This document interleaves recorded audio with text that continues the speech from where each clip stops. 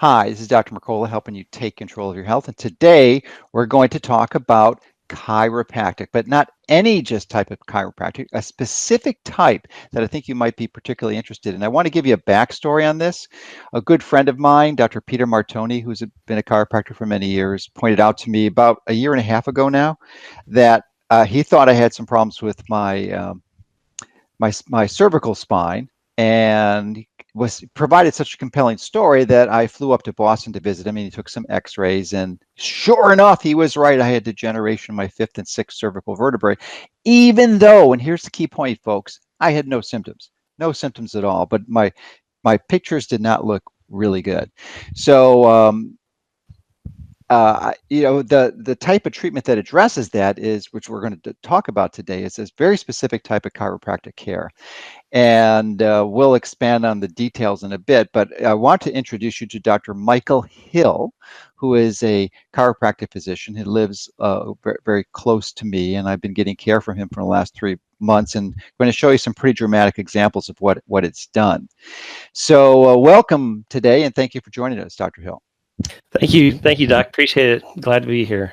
Yeah, it's really, I'm glad to have you. So let me give a little more backstory to sort of frame it so that you can start discussing what the differences are, because there's a lot of misconceptions about chiropractic, and I'd like to have you help clear some of them up here today, because there's a whole wide variety of clinicians. And I had previously thought that taking an x-ray of the spine, because I'm trained as an osteopathic physician, so adjustments and manipulation are not foreign to me in any way, shape, or form. I did them a lot in my practice, but we were never taught in all our training that the type of therapy that you've been providing me, which is very specific, very precise, and measured accurately with an x-ray, so you can guide your specific treatments.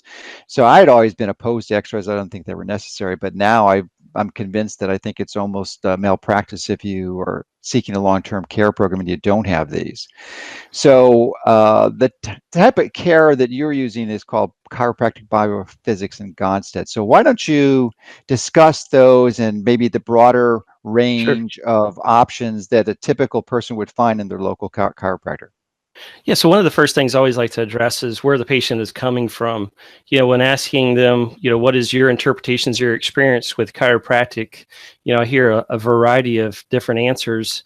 And one of them are very good, and some are, very far from what chiropractic truly is. And I graduated from Palmer College in Davenport, Iowa, where that was the fountainhead of chiropractic. So, and let me just stop you there. And that would really impress me when you told me that, because unless you live in Florida, you wouldn't know this, but Palmer, the one you went to in Davenport, Iowa, which is significantly far from Florida, because you're a Florida resident. You were born here, and there is a Palmer associate college that's not too far from where you live, and you could have commuted there, but you didn't. You chose. So why don't you expand on the reason why you chose that? Because I was impressed with that decision. Right. Well, my chiropractor growing up, I've been under chiropractic care since I was 9. So really, it just fell onto my heart and hands, knowing that with the experience of chiropractic that I had and the benefits that I had received, once I realized what I wanted to do, I went off to college to North Florida. I wanted to kind of migrate north as slowly as possible, knowing I was going to make that big jump. And my chiropractor was actually a graduate of Palmer, Davenport, Iowa. And so I went to North Florida, got a degree in nutrition and dietetics, and then made that big leap to Davenport, Iowa for 4 years, where that's actually where I met my wife, which is a chiropractor here in the office too. And then I told her, I said, if we're going to take this serious, I am moving back home. But how that may have worked or not. I did convince her to move to Florida with me, and that was in 2004 when we did that. And we had those 4 hurricanes come through, and I think we were just close to packing up with the peer pressure we had from her family.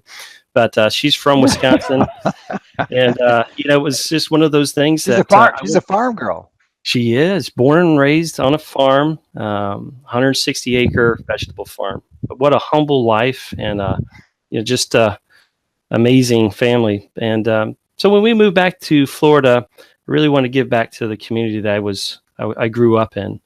And so We have, and it's been a blessing. Got two beautiful kids, and to take care of our community is amazing. At the same time, I didn't realize the discrimination that our profession had, and fighting and helping to clarify what we really do. And I think that's the thing. Education is inoculation for disruption. If we're not willing to be educated, then we just really stay in this disrupted mindset of not understanding what our profession is, but in a whole, how we can all work together as a team in all professions when it comes to your healthcare. And so with chiropractic, one of the big components that I like to really help patients to move them from understanding that not in all cases do you have to fill that cabinet up in your bathroom, but help to understand where all health and healing comes from. And that's obviously, we can't deny that, or that the nervous system obviously coordinates all function and healing in the body. And if we don't know how to take care of it, who's going to do that for you and help you understand the importance behind it? So education is one of our biggest components in our office. Now with the technique, chiropractic stands on three legs: the philosophy, science, and art. And so when we take those three legs, and if we take one away, it's obviously easy to tip from. So we got to stand solid on those three components. And with the science, understanding CBP and Gonstead technique, it's one of those approaches that really takes. Sorry for interrupting, but CBP is chiropractic biophysics. That's correct. Yeah. Yep. And the training that I had received was actually not through CBP's seminar series, but over 7 years with an organization that taught the specific adjusting protocols with CBP. So this is a postgraduate educational course that you took after graduating in Davenport. Yes, through an association. Yep, chiropractic association. Okay. And then Gonstead is a technique that is taught to students throughout the curriculum. And you might hear like the Palmer package, but typically there is a package of techniques that every student is taught. And it really, I think, falls on the philosophy of the chiropractor. And in my situation, my chiropractor was utilizing Gonstead. So whenever I showed up at Palmer and I wanted to learn more about the technique, I realized there was a lot more than just Gonstead out there. And Gonstead and CBP have a lot in similarities, but a lot in differences. When it comes to understanding structure dictates function, and your spine is basically the framework of everything else that works off of that, then it's important to understand that we need to identify any structural changes that are compromising the way we should function.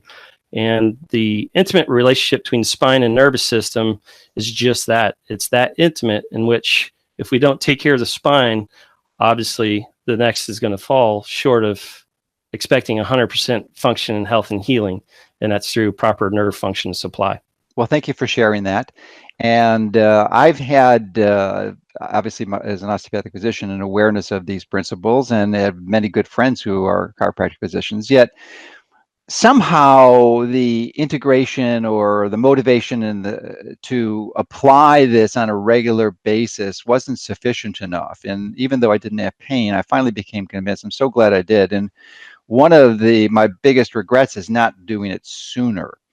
So I think maybe if you could re-emphasize the structure function component and how the nervous system is seriously influenced. And, the assumption is if you're not having pain, that probably everything's okay.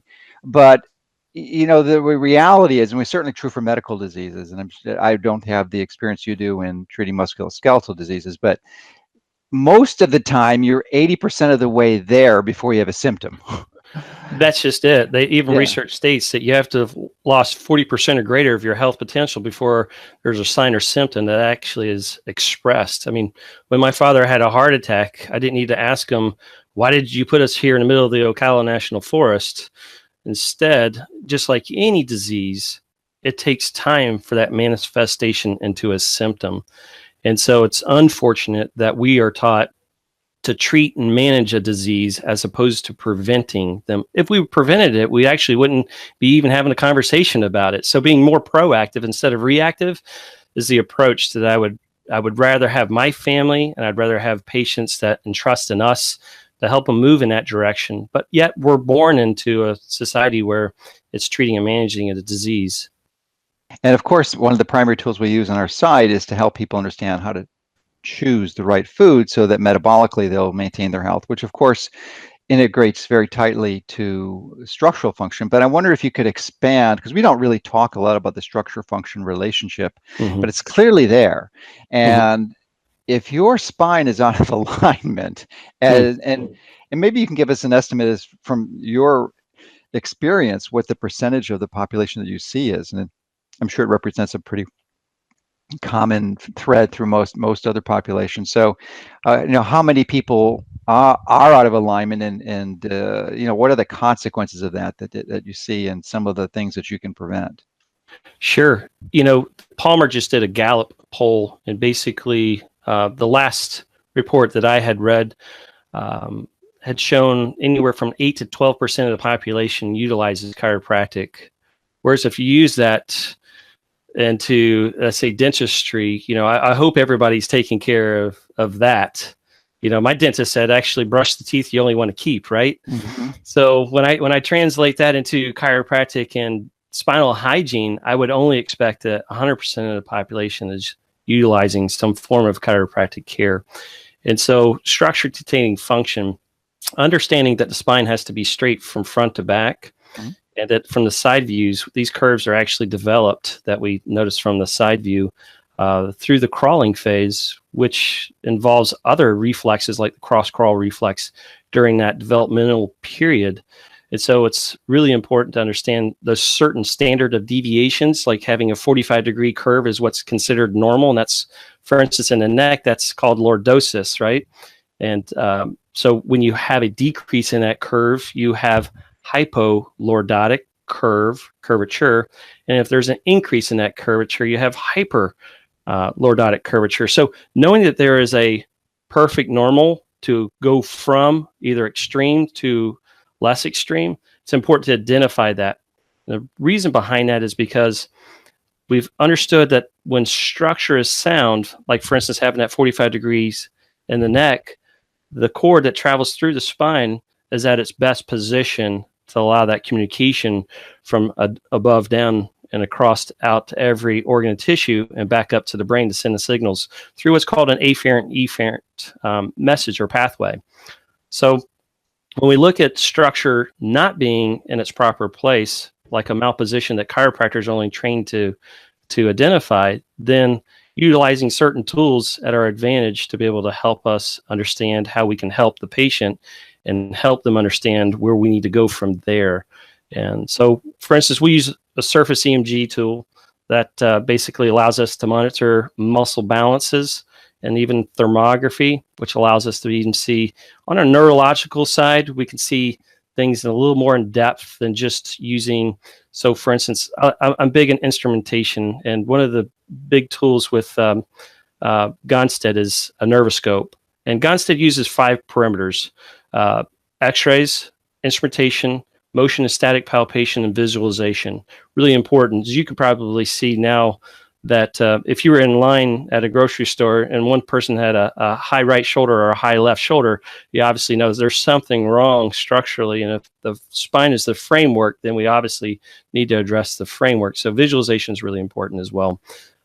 So when we put those techniques in place and the tools that we have available, such as digital x-rays, then we can analyze those x-rays using the CBP line analysis approach and the Gonstead. I like to merge the two.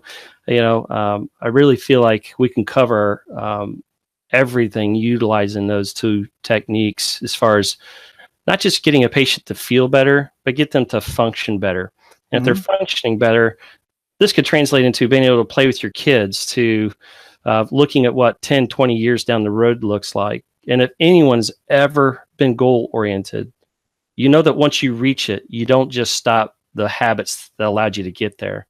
And that's where I've always, like I said, I've always been under chiropractic care. And it's something that I would wish and hope that everyone that comes at our office and it goes to any chiropractor, and hopefully they're educating them that chiropractic care isn't just a season in life. It is part of life. Yeah, that's a good point. And part of the reasons you'd want to continue in care is that the compression that occurs on the nerves exiting the spinal cord from malaligned vertebrae can really cause some problems, specifically on the autonomic nervous system. I'm sure many people have heard of that, but especially in the cervical area, if you have some compression there, then you can definitely have some consequences as a result of that. So maybe you can expand on that, and then we'll talk a little bit about the X-rays. Yeah, sure. So whenever you have a malposition of a, I'll just use this model here, for example. If you have two vertebrae right here that are protecting, obviously, the nervous system, and you have discs, which are in between those two vertebrae, when you have proper alignment, you have the ability to hydrate that disc. That's called imbibition, or the ability to imbibate or hydrate that disc. When you lose the proper position of the spine, you lose the ability to hydrate or imbibate the disc. So what tends to happen is the space in between the two vertebrae diminish. And as they diminish, the space that is, where does the disc go? It has to migrate somewhere. And what happens is the disc then tends to bulge out over time, not age, because here's the step processes and how spine can even degenerate. And so as the disc is actually attached to each one of these vertebrae, called Sharpie fibers. These fibers, over time, Wolff's law of theory, right? Over time, what happens is it changes the shape of the bone. No different than no one's ever born with a heel spur, but yet if we know that the dynamics of the foot and the arch that's dropped changes the tension on the tendons or the ligaments, then obviously we're putting stress on the attachment. And so when it comes to the spine and the disc, as that bulge occurs, we actually change the shape of the bone, causing bone spurs. And those bone spurs are obviously a result of not self-neglect, but neglect and not knowing what you should have known if someone had a chance to educate you. So that obviously forms many different things, such as the fibers that help to define the disc, that the annular fibers that are obviously disrupted, the integrity of them are also weakened. And that's where herniations can come into place.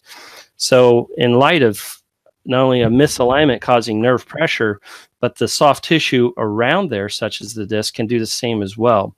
So again, understanding we can address the cause by correcting the misalignment will allow us to be able to imbibate or hydrate that disc. We can actually help to restore to a certain point, depending on the limitation of the matter or the condition of the bone. We're obviously not going to be able to eliminate what's already been destroyed, or actually this is the body's ability to heal and stabilize. So it's a healing component. It's just who wants to heal like this.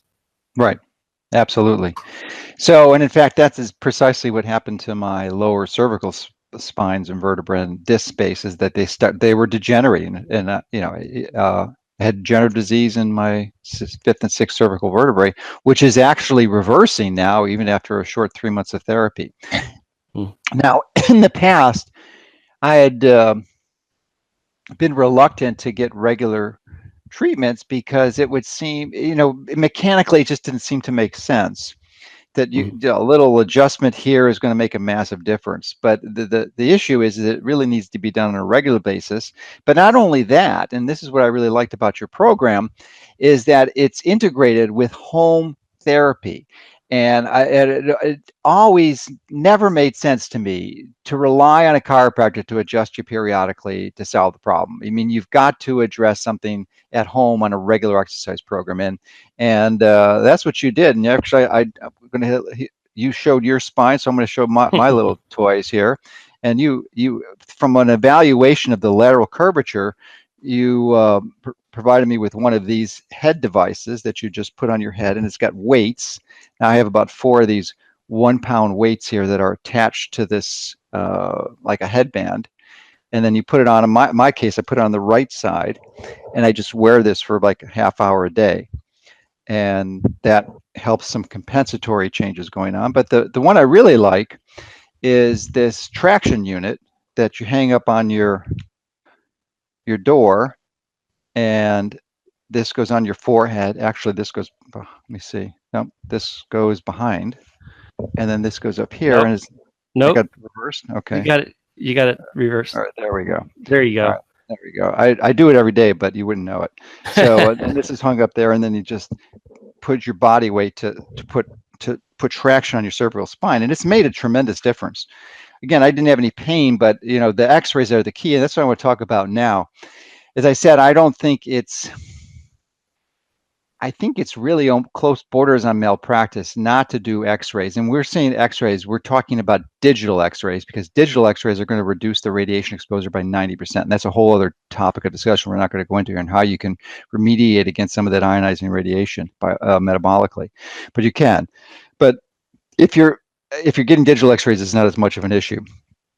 So why don't you talk about the x-ray component and how you can see these changes and the rapidity of which they can change, because that was the other thing on our initial consultation. You showed me and my girlfriend Erin, who's also in care at your office, and some pretty dramatic examples of patients you had previously treated, where the cervical curve should have been 45 degrees, which is the optimal normal that you mentioned earlier, and women specifically were coming in with like flat cervical straight for like 0 degree curves, like Erin has, and then these women, the women that specifically pointed out and showed the pre and post, is that she had really severe migraines, and they disappeared once you were able to put some more curvature back in her spine. So maybe you can elaborate on that. Yeah. So when we take the X-rays, there's three that we take of the neck, and there's two of the mid back and two of the lower back. Obviously, you want to take an A to P and a lateral, so a front and a side view, so you have that two-dimensional approach. And so with the align analysis that we use, we can determine exactly the curvature of the spine from the side view, and if there is any scoliosis of the spine, we use an analysis called Cobb's angle to determine and help to manage and improve the degree of scoliosis on those that have scoliosis. So when we which is a lateral curvature of the thoracic spine, right? Yeah, it can encompass the lower back. Okay, but typically thoracic. Yes, most commonly. And so when we analyze these X-rays, we take all views in consideration. And I know you had made note that for your head weight, we just use the lateral, but we actually use the A to P as well, because if there's a lateral deviation from the A to P view, then we know exactly what side to put the weight on. And CBP uses like a mirrored image exercise as well, and that's what we're doing with you. So like you said before, thank goodness we're doing home exercises, because the environment you came from is actually the environment that created the problem. So even the structural changes that we make in workplaces and other organizations that we've been able to be a part of, it's allowing us to get in there and help people improve not only their work ergonomics, but the ability to be able to sit down for prolonged periods or what have you, or play golf or whatever it is that you do for a living.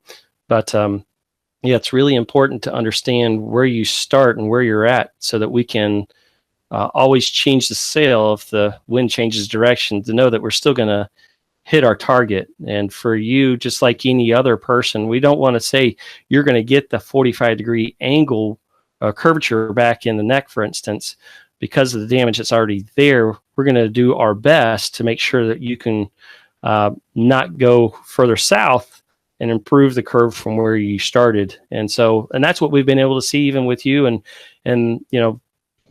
thousands of patients that we've been able to take care of for years. Yeah. And, I tend to be relatively conservative and short on time. So when I saw Peter in Boston, he had recommended getting care, and I said, well, let's see what some conservative things would do. So I was standing up and not sitting down anymore, and had integrated his sleeping position. We'll put a link to the video here in our article, so people can see that if they haven't already. Where essentially, I think you agree with this. The ideal sleeping position from his perspective is to lay flat, but then to support your cervical area. So I had done that for 6 months, and then we did a follow-up X-ray, and the degeneration of my cervical spine actually worsened. Which, like, okay, now I got to get serious about this, because I know inevitably that there are going to be serious consequences from that. Yeah. So and maybe at this point we can look at the X-rays. My initial X-rays. Do you have a set there that we can put a copy up on the screen? And you hit nail on the head on something that it's not just one ingredient that makes up a recipe, Hmm. and that doing one thing. I have patients that say, well, health comes from what you eat or how you exercise. And I think that's a great component. But if you don't have your health, you're not, those things won't assimilate properly. So, Yeah, and I was also what I neglected to mention. I was doing photobiomodulation on my neck. We had a pretty high-powered machine and doing near infrared saunas and doing some exercises I thought would help, but it didn't work. I mean, I really needed a very specific, precisely targeted and customized prescription for my neck. yes. And I'm very grateful because it's been enormously. I can see the progress. So subjectively, I haven't seen any changes, although I might have noticed a bit in my heart rate variability, which I'm impressed with. I'm doing a lot of things, but it's definitely improved. And that is Mm-hmm. one thing you would expect, because heart rate variability is a function of your autonomic nervous system Mm-hmm. primarily.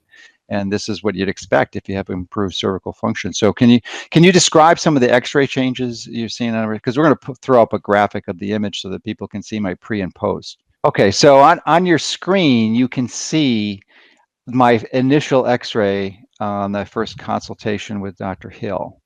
And can you describe some of these angles? And the 5 and 6 there you see are my fifth and sixth cervical vertebrae. But unless you have a lot of familiarity with it, it looks like some bones. But it's Mm-hmm. difficult to understand it. So why don't you walk us through that and show where I was at the beginning? Sure, absolutely. One of the key things that I want to point out is the palate line, which is the roof of the mouth. We want to keep that as level as possible so that pre and post X-rays we're going to have very little uh, error there as well in evaluation. So typically, what we'll do is we'll drop a line down from the back of C2, which is Right the up here. long line that you see there, extending on down through the tracheal shadow. And then we'll also, and this is the back side of the vertebrae, which also you can follow the back side of the vertebrae, which is called a George's line. Mhm. So we're doing that right there at the back of C7 as well. And then we compute our angulization, which we get a 27-degree curve here. Mhm. And And again, most of the, ideally, it should be 45, and I was yeah, 27. This isn't terrible, but exactly, it's not great. exactly. And most of your curve makeup is right in between the C3, C4. And Yeah. that also explains why C5, C6, which is, I also want to point out, it's a common area, but we don't want to use that as a, well, it's common or it's normal. And a lot of people Hmm. are told it's normal because of your age, or it's C5, C6 is normal to degenerate, but it's not. It's actually common and it's not normal, if that makes sense. Hmm. I know it's a play on words, but we get so many times where people are explained that it's because of age relationship, where that C5, C6, if that's age relationship, then why isn't every other disc space degenerating at the same rate And these C5 are and the disc C6? spaces. Now, these black or darkened spaces between the vertebrae, you can see Yes. this is like almost a normal disc size. And then when you get to the fifth one, it's like squashed, and the sixth one is also squashed. And that's why the shape of Not the good. vertebrae are And actually changing yeah, because of you the can see attachment of the Sharpie fibers. which is the lipping right here, which is a sign of degenerative changes. You That's know, and correct. and even though I had no symptoms, I mean, my cervical spine was going to hell. And there's no one that once we take the x-rays that I would ever ask to say, why did you allow this to happen? Because like you said, there's never truly any symptoms leading up to the point where what we found the condition of your spine. Hmm. So now right below is the C2 angle, which you want to be anywhere from This angle 0 right to here. 10 degrees. So Yeah, you were within the normal limits there. yeah. So that was good. Yes. Okay, so and again, it is easy for an uncharacter or a chiropractic physician with not much principles to cheat on this by changing the jaw angle here. So this just Absolutely. keeps you honest.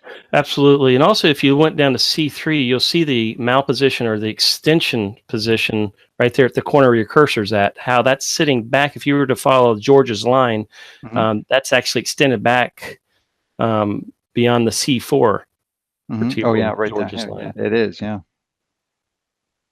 So ideally, it should sit more flatly in this curve, but so it's bent there unnecessarily. Absolutely. Like you see C4, C5, if you follow the back edge of the Hmm. vertebrae, they Yeah, should all line up. but this one's not.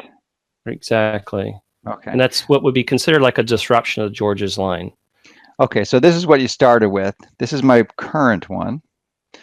And you can see a big difference. They're actually what The extension view of C3, the George's line is much better. And right the here. degree is obviously much better. The ideal is 45. Your And I was at C2 angle is 27, and 0. we're up, yeah, 0. And is 0 the best, or Any or it Anywhere doesn't between 0 matter? and 10 degrees. Okay, so it doesn't matter if it's 0 or if it's 8. It's pretty similar. Correct. Okay, so and I got up to 34, which is an improvement of 6 degrees in the angulation of the spine. But I don't know if it was measured on the last one, but the disc space increased considerably. And you may even notice the difference here, how it looks bigger, hydrated, it got fluffier. Now the degenerative changes are still there, but it's an improvement, a pretty radical improvement for a few months. Yeah, and that's the ability of resorption. And I figured, the words in the dictionary and understanding the physiology of the body, resorption is the ability to rehydrate, in this case, the discs. Mm-hmm. And that's through the action of imbibition. And so once we can help create a better structure, the ability to imbibate or hydrate that disc and be able to move is going to be able to help that as well. You've made a pretty compelling argument for everyone to be in chiropractic care, and I would have to agree with that. It's better be proactive. I mean, if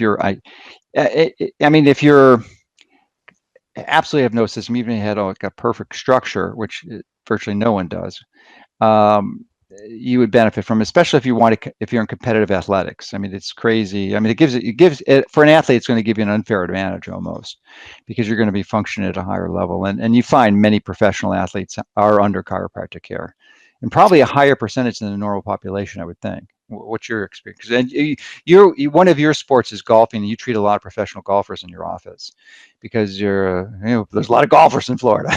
Yeah, absolutely. So why don't you tell us your experience with athletes? Well, like I tell them, is if you are even 1 degree off from your goal, that can make a big difference in your paycheck, for them. And I really want everyone to understand that, the degrees of change that you made for some may not seem significant. And I always ask then, if that's the case, the difference between 211 degrees of water and 212 is boiling water. That 1 degree, and yet that boiling water makes steam, and steam is what drives a locomotive. So honestly, if we can and look at the fact that the degrees of change that you've made in such a short period of time, and for even the professional athletes that we take care of, and that can even be the moms, is that the quality of life is huge and important. I think that's the side effect of chiropractic. Is pain relief is just a secondary component to correcting a structural change in someone and in their health. For instance, the nerves in the neck travel down the arm, forearm, and hands, where those same nerves go to organs and so forth, communicating between the parasympathetics and the sympathetics to help with that heart rate variability that you talked about earlier. So it makes a huge physiological change in everyone's life. For our athletes, I did mixed martial arts through the 90s and all the way up into the 2000s. And I knew that if I didn't have my ability to have the flexibility, I was going to get tapped out. So I was always under chiropractic care. That didn't just allow me to have the flexibility, but I knew that every joint in my body was moving and articulating the way it was designed to. So for those, like, for instance, that have spinal degeneration, like in your neck, like many others, one of the chief complaints that you hear and one of the measurements that we take in consideration is the loss of range of motion. Mm-hmm. You're going to have a change in range of motion with this type of spinal degeneration, depending on the severity as well. So you also create scar tissue in there, which a lot of times it's called crepitus. So it's like a frozen shoulder. Sometimes we got to get in there, and over repetition, we got to break it up. And so it's been a huge change for, for myself, for the athletes, for the patients that we've been able to see, and even the changes that you've seen on our website. A lot of those pictures are on there to show you the pre and post. Sure, we can And put a link to that. So I want you to address now the elephant in the room, because obviously it's a relatively small percentage of population under chiropractic care. And probably some of that is related to a bad reputation that the profession has had from some unscrupulous characters that aren't practicing the type of care that you are, and others. No, I don't. So there's a certain segment that you want to avoid. So why don't you talk about that, and then we'll help people identify or the process of how to find someone like you sure. locally, So because and it needs to be locally. You're not going to be flying in to see Dr. Hill. I mean, you could, but you need to be seen initially 3 times a week and then twice a week, and that's you got to find someone good locally, which is why it, Dr. Martoni found you for me, and I'm so grateful for him for doing that. Absolutely. And that's the big thing is when we have patients that say, well, my aunt needs care. And I go, well, where's your aunt live? In Nashville. Okay, let's do our best. Because this isn't about me. This is about your Mm-hmm. aunt getting the care that she needs and the trust in someone that we can put her in the hands of, like Doc did for you. And so, definitely thank him for that.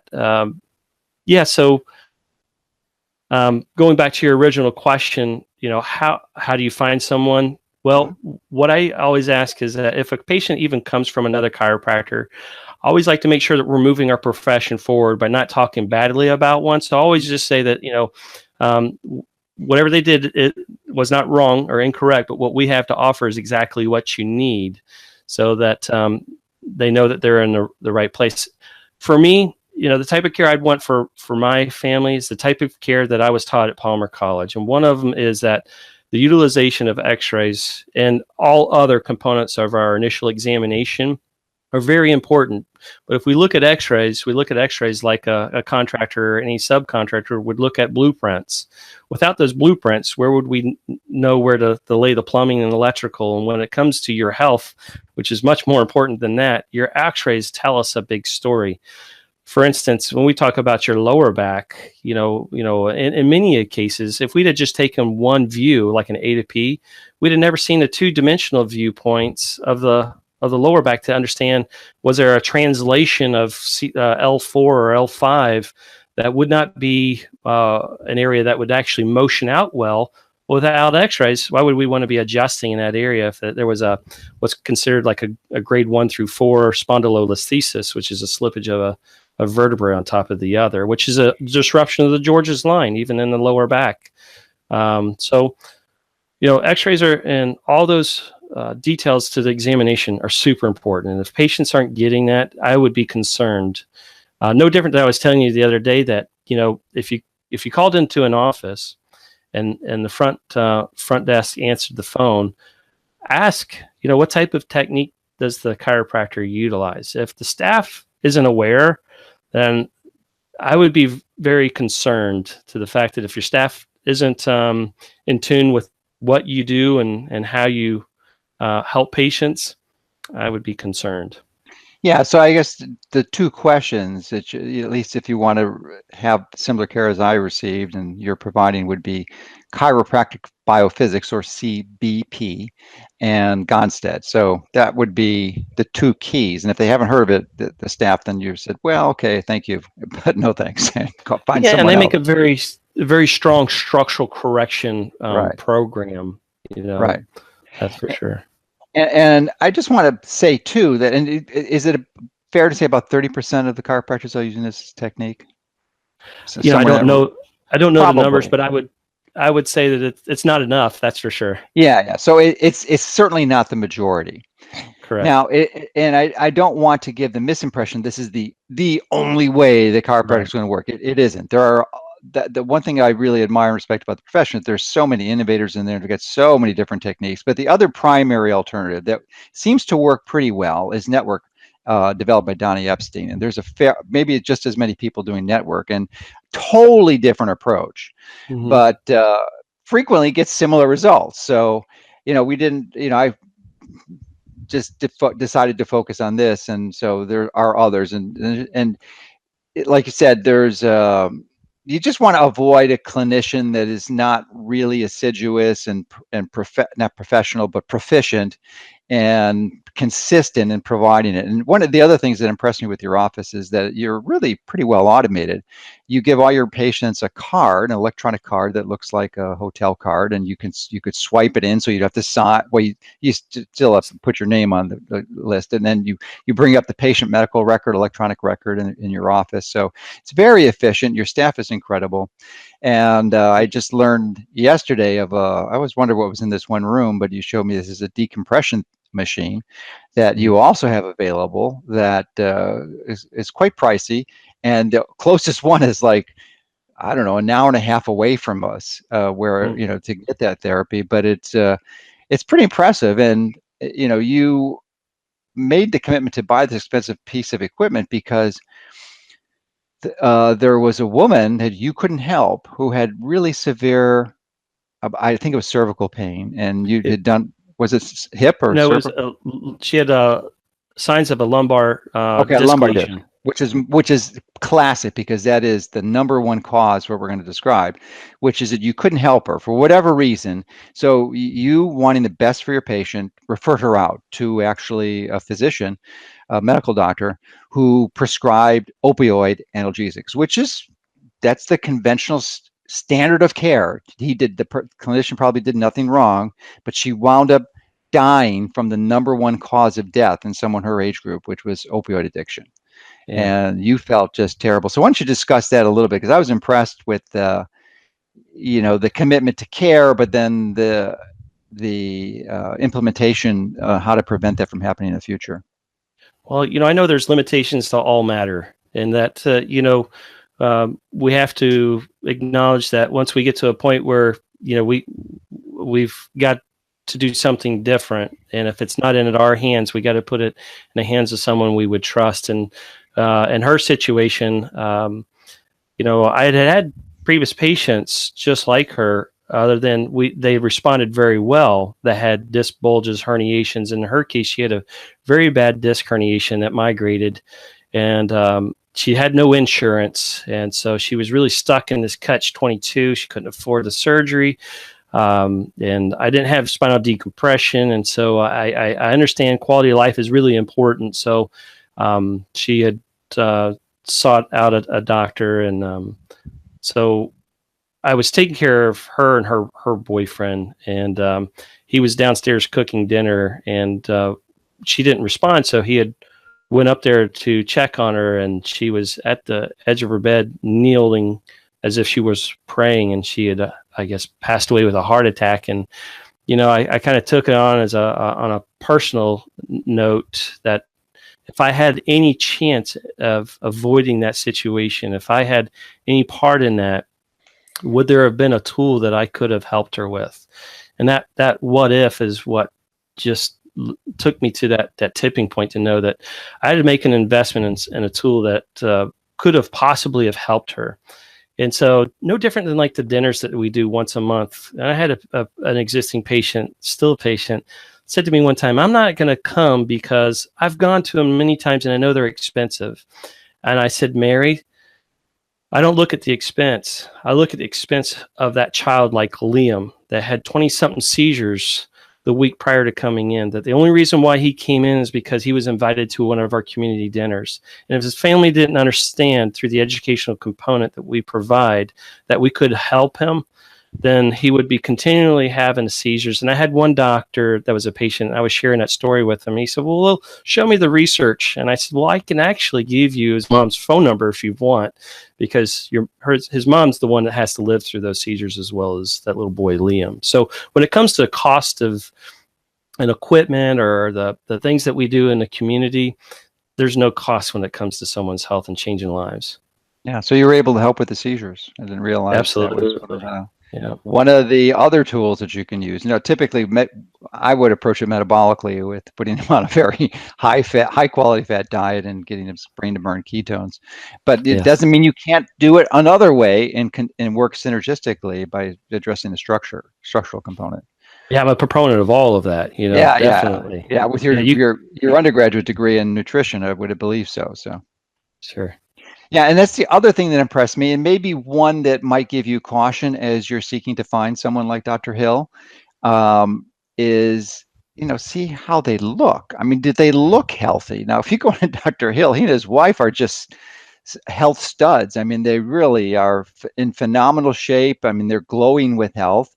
And this is what happens when you eat the right way and you get regular chiropractic care and you're taking care of yourself. So that's a big clue. If the clinician or the chiropractic clinician you're seeing is like overweight or disheveled, I mean, I'd be cautious about committing to a care under that type of clinician. I Sure. mean, would that make sense from your perspective? Yeah, absolutely. And I appreciate that.